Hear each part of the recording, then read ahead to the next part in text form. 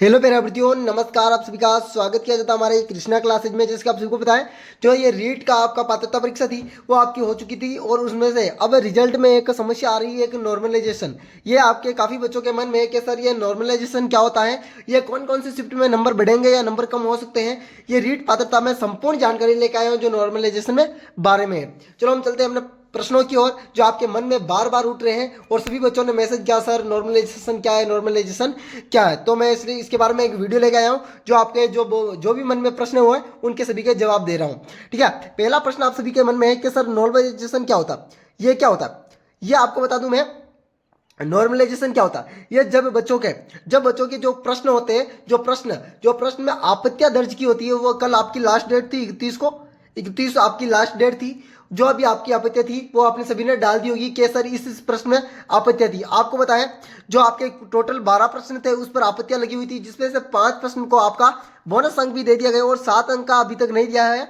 इस 7 अंक में चर्चा करेंगे और हो सकता है कि 7 अंक में लगभग 5 या 4 आपको बोनस अंक मिल सकते हैं, है ना। कोई प्रूफ नहीं है कि मिलेंगे, पर मिल सकते हैं। ये 100% के साथ है कि मिल सकते हैं और आपका नॉर्मलाइजेशन होगी। और नॉर्मलाइजेशन में एक बढ़िया बात यह है, जिस भी बच्चे के 82 नंबर आ रहे हैं और 82 और उसे एक नंबर या 50% चाहिए, उसे एक नंबर मिल जाएगा और उसे 83 अंक हो जाएगा और वो रीट में पात्रता पास कर लेगा ना।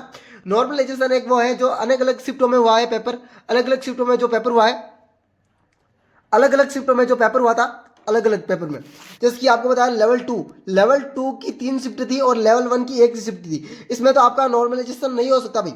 जो लेवल 1 है इसमें तो नॉर्मलाइजेशन नहीं है। जो भी प्रश्न है, जो भी आपने राइट आंसर आ रहे हैं, जो भी आपके आ रहे हैं 82 हो रहे हैं, 80 हो रहे हैं, 81 हो रहे हैं, 85 हो रहे हैं, 90 हो रहे हैं या 90 हो रहे हैं, 90 से प्लस कोई भी हो रहा है, कोई फायदा नहीं है। जिसके 82.5 अंक है वो अपने आप को पात्रता क्लियर माने, वो अपने आप को पात्रता क्लियर माने, अन्यथा कोई भी क्लियर ना माने, क्योंकि लेवल 1 में कोई भी बढ़ने की संभावना नहीं है। क्योंकि यह तो एक ही शिफ्ट में पेपर हुआ था, इसलिए इसमें बढ़ने की कोई संभावना नहीं है। पर लेवल टू के छात्र में 3 शिफ्टों में पेपर हुआ था भाई, 3 शिफ्टों में लेवल 1 के साथ भी हुआ था शाम की टाइम और एक लेवल 2 दोनों ही पेपर हुआ था। ठीक है ना। ये 3 शिफ्ट थी जो 27 और 28 को हुई थी। 27 को एक हुई थी और 28 को 2 शिफ्ट हुई थी लेवल 2 की। इसमें बढ़ने की पूर्ण संभावना है, पूर्ण संभावना भाई, पूर्ण संभावना बढ़ने की। और आप टेंशन ना लें, जिस बच्चे के 80 नंबर भी आ रहे हैं वो भी अपनी तैयारी में लग जाए मेंस की तैयारी के साथ, क्योंकि उसके नंबर बढ़ेंगे, बिल्कुल जी नंबर बढ़ेंगे और नंबर घटेंगे नहीं है। सर नंबर घट सकते हैं, यह प्रश्न आया है काफी बच्चों के कि सर मैं तो बिल्कुल किनारे पर हूं 81 पर, 81 एक दो नंबर और चाहिए। अब नंबर घटेंगे तो नहीं सर, नंबर बढ़ेंगे क्या। हाँ बिल्कुल जी, आपका नंबर घटेंगे नहीं, बिल्कुल जी। नंबर है ना, नंबर घटेंगे नहीं आपके, नंबर है ना घटेंगे नहीं, नंबर बिल्कुल बढ़ेंगे, बिल्कुल नंबर बढ़ेंगे, कम नहीं हो सकते, नंबर कम नहीं हो सकते, बिल्कुल जी। कोई गारंटी के साथ नहीं है कि नंबर कम होंगे, बस आपके यही चांस है कि नंबर बढ़ेंगे। और आपको बता दूं, नॉर्मलाइजेशन में एक ये भी समस्या निकल के आ रही है, जिस बच्चे के 0.25 आ रहे हैं एक शिफ्ट में और दूसरी शिफ्ट में दूसरी बच्चे के 0.20 आ रहे हैं, ये 20 और 5 का अंतर आ रहा है। इस दोनों के बीच 5 पॉइंट का अंतर आ रहा है, इसी को नॉर्मलाइजेशन कहते हैं। अब आपको देखना है कि सरकार कौन सा आंसर राइट मानती है और कौन सा गलत मानती है। और इस बार आपत्तियां भी आपकी कम लगी है, 1800 आपत्तियां लगी है, बस 1800। पिछले साल से 3 गुनी कम लगी है। और मैं 2022 की बात करूं तो उसमें उस टाइम आपत्तियां लगी थी, उस टाइम लगभग एक या दो बोनस मिले थे, उसमें एक या दो ही बोनस मिले। किसी बच्चे के 0.40 और किसी बच्चे के 0.15 हुए, किसी के कम भी हुए, किसी के ज्यादा भी हुए।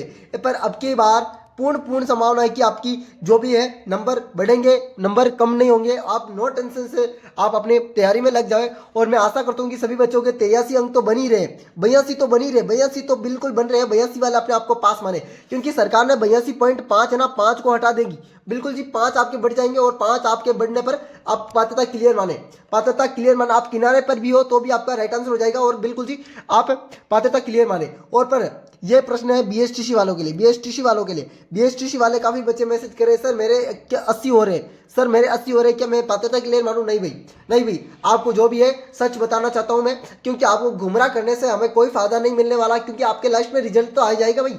रिजल्ट 1 महीने के अंदर अंदर आपका रिजल्ट आ जाएगा। उसके बाद में आप मानोगे सर ऐसे सर वैसे, सर को कोई कमेंट ना करे। इसीलिए मैं पहले ही बता देता हूँ बीएससी में कोई होने वाली नहीं है नॉर्मलाइजेशन, क्योंकि उसमें एक ही पेपर हुआ था और एक ही पेपर में क्या नॉर्मलाइजेशन होगी। आपको बोनस तो दे दिए गए, 5 बोनस तो दे दिए गए हैं। एक तो आपके संस्कृत में दिया गया है, आपको पता है लैंग्वेज 2 में संस्कृत में दिया गया है, और एक आपके मैथ में दिया गया है। आपको पता है एक संस्कृत में, एक मैथ में दिया गया, पंजाबी में भी दिया गया। ये 3 तो इधर ही हो गए, 2 आपके उधर हो गए। 5 तो बोनस मिल ही चुके हैं। लेवल 2 में दिए गए 2 तो लेवल 2 में दिए गए, 3 इधर दिए गए, तो आपके 5 तो बोनस यही हो गए।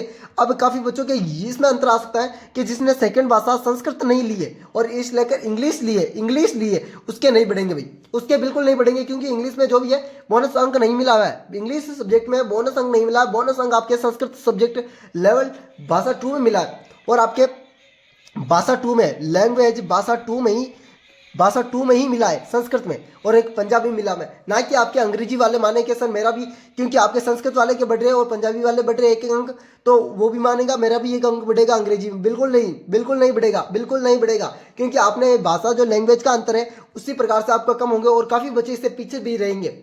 और ये कड़वी सच है कि जिस किसी ने भी संस्कृत 2 ली है वो तो पास हो जाएगा, बिल्कुल जी पास हो जाएगा, क्योंकि उसके बोनस भी मिल रहे हैं। और लैंग्वेज 2 जिसने इंग्लिश ली है वो अपने पूर्ण तरीके से ली होगी, क्योंकि उसका माइंड सेट था कि मेरे को अंग्रेजी आ रही है तभी ली होगी, अन्यथा कोई भी ऐसे सब्जेक्ट ना ले जिससे आपको परेशानी हो। और मैंने पहले ही बता दिया गया था क्या संस्कृत लेनी या अंग्रेजी लेनी। जिस बच्चे को संस्कृत आ रही थी वो संस्कृत ले सकता है, जिसको अंग्रेजी आ रही थी अंग्रेजी ले सकता, जिसको दोनों ही नहीं आ रहा है उसे दोनों ही नहीं आ रहा, तो मेरी बात है तो लैंग्वेज 2 यानी संस्कृत ही ले, क्योंकि संस्कृत में पूर्ण ज्यादा संभावना कि आप राइट आंसर कर सकते हो, बल्कि अंग्रेजी में नहीं कर सकते।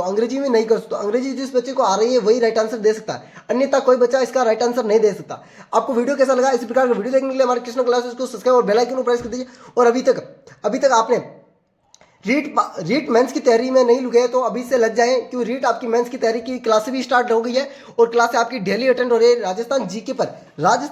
ये देख ले राजस्थान जीके पर फोकस करके, क्योंकि 180 नंबर का आपका राजस्थान जीके आएगा ओनली फॉर पास के लिए, यही बैट है। और जिस बच्चों के 79, 70, 50, 81, 68, 81, 80 वाले का नंबर हो जाएगा, इसका काट दीजिए, 80 वाले का काट दीजिए, 68 और 79 ये बच्चे गए, ये बच्चे हैं।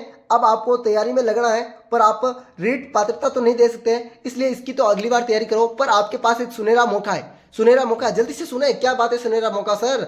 सुनहरा मौका है आपके पास चतुर्थ श्रेणी का आपके पास सुनहरा मौका है। उसमें राजस्थान का वेटेज है वो बढ़ाया जाएगा, और राजस्थान जीके के जो भी प्रश्न आप कर लोगे ना तो आप पर चतुर्थ श्रेणी के लिए अवेलेबल हो जाएंगे, और आपकी अच्छी खासी सैलरी, और आप गवर्नमेंट जॉब कर सकते हो। आपके गवर्नमेंट जॉब में आपका मन है कि सर मैं गवर्नमेंट जॉब चाहिए, कुछ भी करके हमें गवर्नमेंट जॉब करना है, तो आपकी ये चतुर्थ श्रेणी के लिए बिल्कुल आपका बढ़िया ऑप्शन होने वाला है। और इसमें कोई भी ज्यादा नॉर्मलाइजेशन वाली बात नहीं रहेगी। और इसमें जो फॉर्म, तो आप भाई काफी बच्चे सोच रहे हैं कि सर 12 लाख तो फॉर्म हो ही गए, सर 12 लाख हो गए, सर 12 लाख हो गए। अरे यार तुम 12 लाख तो हो गए, कोई बात नहीं, पर पढ़ना पड़ेगा ना, तो भी 1 नंबर आ जाएगा आपका, और वो 1 नंबर में 1 सीट मिल जाएगी।